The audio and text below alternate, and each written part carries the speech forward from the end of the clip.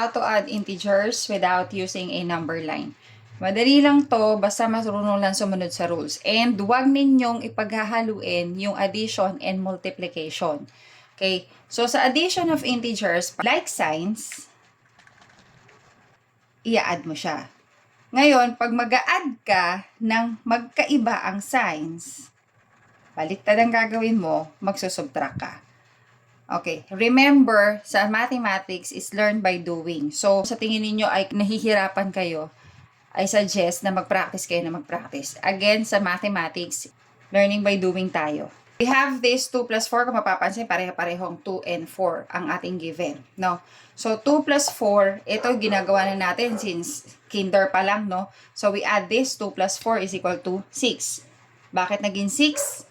Pareho silang positive. Ito, wala kang nakikita na sign. Bago dumating yung number na to, ibig sabihin yan, positive yan. So, this is positive 2 and positive 4. Pareho silang positive.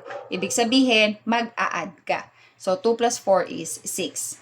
Next, 2 plus negative 4. Obviously, magkaiba sila ng sign. This is positive and this is negative. So, ang sabi, pag unlike signs, you will subtract. So, 4 minus 2 is 2. So, sulat natin yung 2. And then, tingnan ninyo, alin ang mas malaking number? Okay, number, not value. Alin ang mas malaking number sa 2 and sa 4? Ang mas malaking number is yung 4.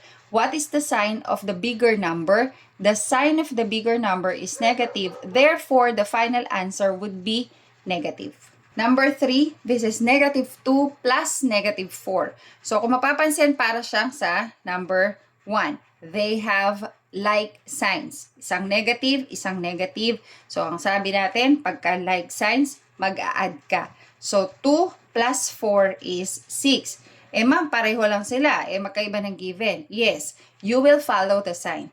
What are their signs? They are both negative. So, ibig sabihin, negative din yung ating final answer. Parang dito, they are both positive. Ibig sabihin, positive din yung ating final answer. Pag may negative dito, isang magandang example talaga dyan na ginagamit namin mga math teachers is yung utang.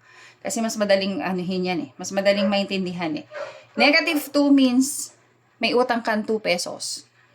Dinagdagan mo pa, plus, utang ulit ng 4 pesos. Okay? So may utang ka ng 2 pesos, umutang ka pa ulit ng 4 pesos, magkano na utang mo? Obviously, 6 pesos yung utang mo. And since utang yon, negative siya.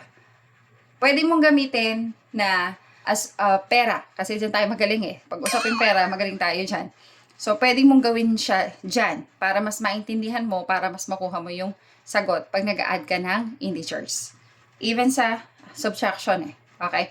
Next, negative 2 plus 4. This is negative and this is positive. So, parang dito sa number 2, magkaiba sila ng signs. So, you will subtract. 4 minus 2 is 2. Now, what would be the sign?